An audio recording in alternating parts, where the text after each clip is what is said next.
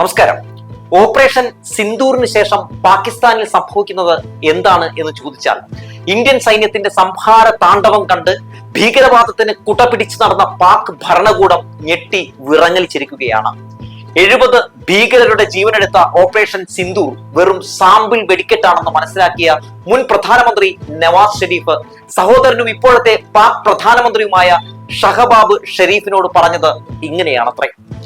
കശ്മീരിലെ പഹൽഗാമിൽ നടന്ന ഭീകരാക്രമണത്തെ തുടർന്ന് അതിർത്തിയിൽ രൂപപ്പെട്ട സംഘർഷാവസ്ഥ അയവില്ലാതെ തുടരവെ ഇന്ത്യയെ കൂടുതൽ പ്രകോപിപ്പിക്കുന്ന നീക്കങ്ങൾക്ക് പാക് ഭരണകൂടം മുതിരരുത് എന്നാണ് പറഞ്ഞത്. ഇന്ത്യയുമായുള്ള പ്രശ്നം പരിഹരിക്കാൻ നയതന്ത്ര മാർഗങ്ങളാണ് പ്രയോജനപ്പെടുത്തേണ്ടതെന്ന ഉപദേശവുമാണത്രേ പാക് പ്രധാനമന്ത്രിക്ക് കൊടുത്തത്.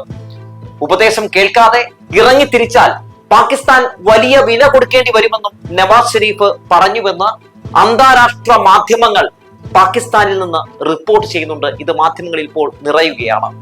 3 തവണയായി ഏറ്റവും കൂടുതൽ കാലം പാക് പ്രധാനമന്ത്രി പദവി വഹിച്ചിരുന്ന നേതാവാണ് നവാസ് ഷെരീഫ്. മാത്രവുമല്ല, പാകിസ്ഥാൻ ആണവ പരീക്ഷണം നടത്തുന്ന വേളയിലും ഇന്ത്യയുമായുള്ള കാർഗിൽ യുദ്ധ സമയത്തും രാജ്യത്തിന്റെ പ്രധാനമന്ത്രി സ്ഥാനത്ത് നവാസ് ഷെരീഫ് ആയിരുന്നു. അതിനാൽ ഇന്ത്യയോട് കലഹിക്കാൻ പാകിസ്ഥാൻ തുനിയരുത് എന്ന നവാസ് ഷെരീഫിന്റെ ഉപദേശത്തിനും ബഹുതല മാനങ്ങളുണ്ട് എന്ന കാര്യം കൂടി ഓർമ്മപ്പെടുത്തുന്നു. എന്താണ് കാർഗിൽ യുദ്ധത്തിൽ സംഭവിച്ചതെന്ന് എല്ലാവർക്കും അറിയാം. എന്നാലും ചുരുക്കി ഒന്ന് പറയാം.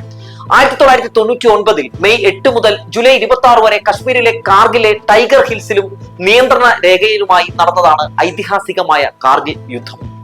ഓപ്പറേഷൻ വിജയ് എന്ന ദൗത്യത്തിലൂടെ പാകിസ്ഥാൻ നുഴഞ്ഞുകയറ്റക്കാരെ തുരത്താനും ടൈഗർ കുന്നുകൾ അടക്കം പിടിച്ചെടുക്കാനും രാജ്യത്തിനായി. 3 മാസം നീണ്ടുനിന്ന യുദ്ധത്തിൽ 527 ഇന്ത്യൻ സൈനികർ വീരമൃത്യു വരിച്ചു. 1998 പാകിസ്ഥാനിൽ നിന്നെത്തിയ സൈന്യം നിയന്ത്രണ രേഖ കടന്ന് ഇന്ത്യൻ പ്രദേശത്തേക്ക് നുഴഞ്ഞു കയറുന്നത്. 1971 ശേഷം ഇരു രാജ്യങ്ങളും തമ്മിൽ ഏറ്റുമുട്ടിയിരുന്നത് അപൂർവമായിരുന്നു. സൈനിക ഔട്ട്പോസ്റ്റുകൾ സ്ഥാപിച്ച് സിയാച്ചിൽ മഞ്ഞുമലകൾ നിയന്ത്രിക്കാനാണ് ഇരു രാജ്യങ്ങളും ശ്രമിച്ചിരുന്നത്. എന്നാൽ ഇത് 1990കളിൽ സൈനിക തർക്കങ്ങൾക്ക് വഴിവെച്ചു. 1998 ഇരു രാജ്യങ്ങളും ആണവ പരീക്ഷണങ്ങൾ നടത്തിയതിനെ തുടർന്ന് പ്രശ്നം രൂക്ഷമാവുകയാണ്. 1999 നടന്ന ലാഹോർ പ്രഖ്യാപനത്തിലൂടെ രാജ്യങ്ങൾക്കിടയിൽ സമാധാനം നിലനിർത്തുക എന്ന ധാരണയിലെത്തി. എന്നാൽ ഈ സമയത്ത് നിയന്ത്രണ രേഖ കടക്കാനുള്ള നീക്കത്തിലായിരുന്നു പാകിസ്ഥാൻ എന്നതാണ് പ്രധാനപ്പെട്ട കാര്യം. സിയാച്ചിനിൽ നിന്ന് ഇന്ത്യൻ സൈന്യത്തെ അകറ്റുകയായിരുന്നു പാക് ലക്ഷ്യം. പാക് പദ്ധതികൾ മനസ്സിലാക്കിയ ഇന്ത്യ 2 ലക്ഷം അധികം സൈനികരെ അങ്ങോട്ടേക്ക് വിന്യസിപ്പിക്കുകയും തുടർന്ന് ദൗത്യത്തിന് ഓപ്പറേഷൻ വിജയ് എന്ന് നാമകരണം ചെയ്യുകയും ചെയ്യുന്നു.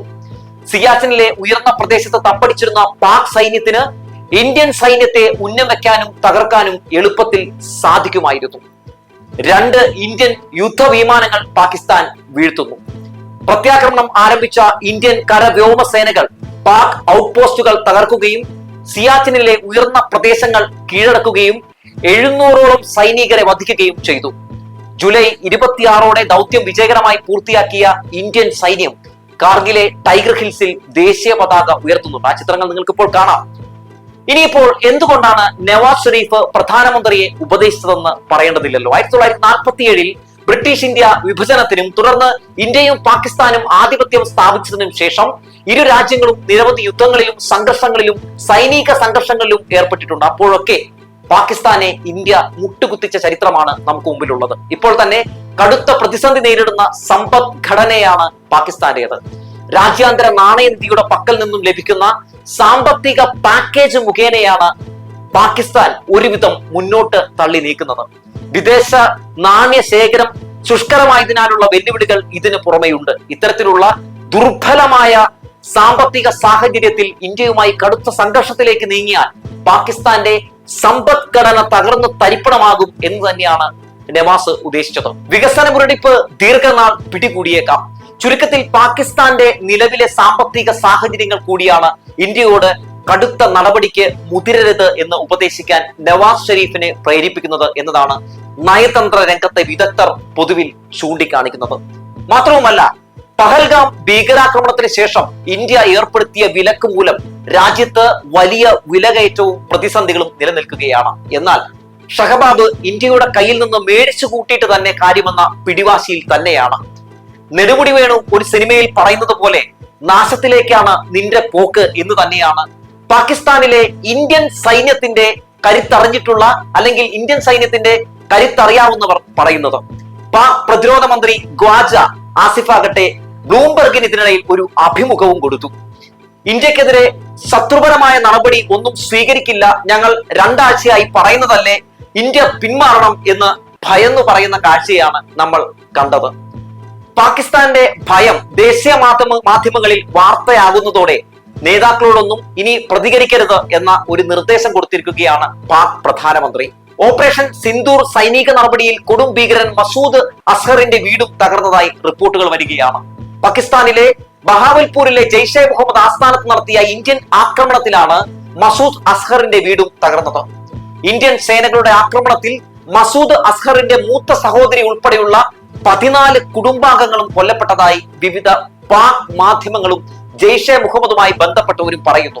അതിപ്പോൾ ജെയ്ഷെ മുഹമ്മദ് സ്ഥിരീകരിക്കുന്നുമുണ്ട് എന്നാണ് അറിയാൻ സാധിക്കുന്നത്. ഏപ്രിൽ 22-നാണ് ഇന്ത്യയെ കണ്ണീരിലാഴ്ത്തി പഹൽഗാമിൽ ഭീകരർ തോക്കെടുത്തത്. സാധാരണക്കാരായ വിനോദസഞ്ചാരികളെയാണ് ഭീകരർ നിഷ്കരുണം കൊലപ്പെടുത്തിയത്. ആകെ 26 പേർക്കാണ് പഹൽഗാം ഭീകരാക്രമണത്തിൽ ജീവൻ നഷ്ടമായത്. ഇവരിൽ പലരും വെടിയേറ്റ് വീണത് ഉറ്റവരുടെ കൺമുന്നിലായിരുന്നു.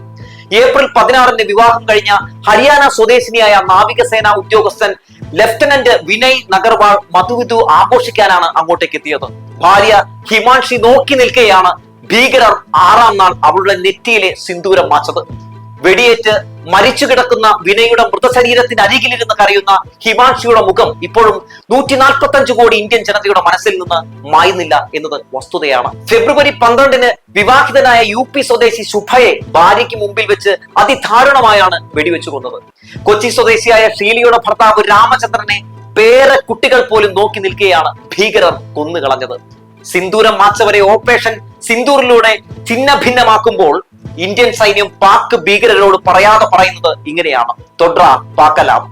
2016-ൽ നടന്ന ആക്രമണത്തിന്റെയും 2019-ൽ നടന്ന ബാലാക്കോട്ട് വ്യോമാക്രമണത്തിന്റെയും ചൂട് സിരകളിൽ നിന്ന് ഇറങ്ങും മുമ്പാണ് പഹൽഗാം ഭീകരാക്രമണത്തിന് ഓപ്പറേഷൻ സിന്ദൂറിലൂടെ ഇന്ത്യൻ സൈന്യം മറുപടി നൽകുന്നത് എന്ന കാര്യം കൂടി ഈ വാർത്തയ്ക്കൊപ്പം ചേർത്ത് വെക്കേണ്ടതുണ്ട്. 1971-ന് ശേഷം ഇത് ആദ്യമായിട്ടാണ് ഇന്ത്യയുടെ കരനാവിക വ്യോമസേനകൾ സംയുക്തമായി പാക് അധീന കശ്മീരിൽ കയറി ആക്രമണം നടത്തുന്നത്. ഓപ്പറേഷൻ സിന്ദൂറിൽ 9 ഭീകര കേന്ദ്രങ്ങളാണ് ഇന്ത്യ തകർത്തത്. മുസ്തഫാബാദ്, സർജാൽ, കോഡിലി, ഗുൽപൂർ, സിയാൽകോട്ട്, ബർണാൽ, സവാദ്, മുരിദ്കെ, ഭവൽപൂർ എന്നിവിടങ്ങളിലെ ഭീകര ക്യാമ്പുകളാണ് ഇന്ത്യൻ സേന ലക്ഷ്യമിട്ടത്. ഓപ്പറേഷൻ സിന്ദൂർ എന്ന് പേരിട്ട സൈനിക നടപടിയിലൂടെയാണ് പാക് ഭീകര കേന്ദ്രങ്ങളെ ഇന്ത്യ തകർത്തത്. കര, വ്യോമ, നാവിക സേനകളുടെ സംയുക്ത നീക്കത്തോടെയായിരുന്നു ഇന്ത്യ പാകിസ്ഥാന് മറുപടി നൽകിയത്. ജെയ്ഷെ മുഹമ്മദ്, ലഷ്കർ ഇ തോയ്ബ ഭീകര കേന്ദ്രങ്ങൾ, പ്രധാനപ്പെട്ട പ്രസ്ഥാനങ്ങൾ എന്നിവ ലക്ഷ്യമിട്ടാണ് സേനകൾ ഓപ്പറേഷൻ നടത്തിയത്. കൃത്യതയുള്ള ആയുധങ്ങൾ ഉപയോഗിച്ചായിരുന്നു ഓപ്പറേഷൻ എന്നത് ഇന്നത്തെ ആ വാർത്താ സമ്മേളനത്തിൽ നിന്ന് നമുക്ക് മനസ്സിലാക്കാൻ സാധിച്ചു. ഫ്രാൻസ് നിർമ്മിത സ്കാൽപ് മിസൈലുകളും ക്രൂയിസ് മിസൈലുകളും എന്നിവ ഇതിനായി സേനകൾ ഉപയോഗിച്ചിരിക്കുന്നു. രഹസ്യാന്വേഷണ വിഭാഗങ്ങൾ ഈ കേന്ദ്രങ്ങളെ കുറിച്ചുള്ള വിവരങ്ങൾ മുമ്പ് തന്നെ ശേഖരിച്ചിരുന്നു എന്നതും പ്രധാനപ്പെട്ട കാര്യമാണ്. തുടർന്ന് 3 സേനകൾക്കും ഈ വിവരം കൈമാറി ശേഷമാണ് സേനകൾ സംയുക്തമായി ആക്രമണ പദ്ധതികൾ തയ്യാറാക്കുന്നതും അതുപോലെ തന്നെ ആക്രമിക്കുന്നതും. 9 കേന്ദ്രങ്ങളിലായി 9 മിസൈലുകളാണ് ഒരേ സമയം ഇന്ത്യ വർഷിച്ചത്. ഇതോടെ കനത്ത ആഘാതം ഭീകരർക്കുണ്ടായി. ഇത് മാത്രമല്ല എടുത്തു പറയേണ്ടത്, അതായത് എപ്പോൾ ആക്രമിക്കും എന്നതിനെ പറ്റിയുള്ള ഒരു സൂചന കൂടി ഇന്ത്യൻ ആർമി കൊടുത്തിരുന്നു. അങ്ങനെ ഒരു മുന്നറിയിപ്പ് കൊടുത്തുകൊണ്ട് ആഞ്ഞടിച്ചുകൊണ്ട് ഇന്ത്യൻ സൈന്യം ഇങ്ങനെ നിൽക്കുന്നത് കാണുമ്പോൾ 145 കോടി ജനങ്ങളും ഒരുമിച്ച് അടിക്കുന്നു ഇന്ത്യൻ സൈന്യത്തിന് ബിഗ് സല്യൂട്ട് എന്ന് പറഞ്ഞു വെച്ചുകൊണ്ട് നിർത്തുകയാണ്.